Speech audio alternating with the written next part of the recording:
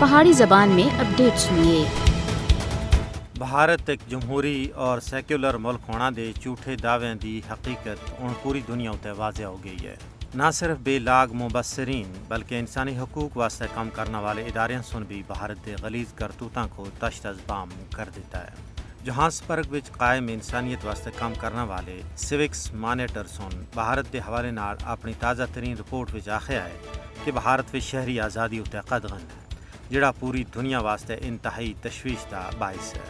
On line platform سیوکس monitor سن ناقدین کو خاموش کرنا واسطے فسطائی بی جے پی حکومت دی طرفوں چائے گئے سنگین اقدامات تے روشنی بائی ہے۔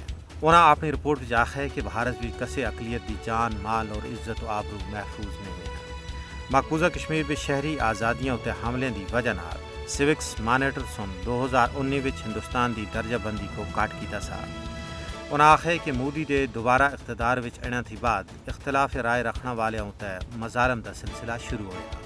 انہاں آخیا کہ مودی دے دور جبر وچ انہاں دی غلط پالیسیاں تے اختلاف رائے رکھنے والیاں انسانی حقوق دے کارکناں، تجزیہ نگاراں اور حقیقی صحافیاں واسطے بھارت وچ کوئی جگہ نہیں ہے۔ رپورٹ وچ آخیا گیا ہے کہ مودی دی جماعت بی جے پی دی طرفوں اقلیتاں دے خلاف کریک ڈاؤن سن ہندوستان وچ شہری آزادیاں دا جنازہ کر دیتا ہے، جس نال بھارت پوری دنیا وچ ذلیل و رسوا ہویا ہے۔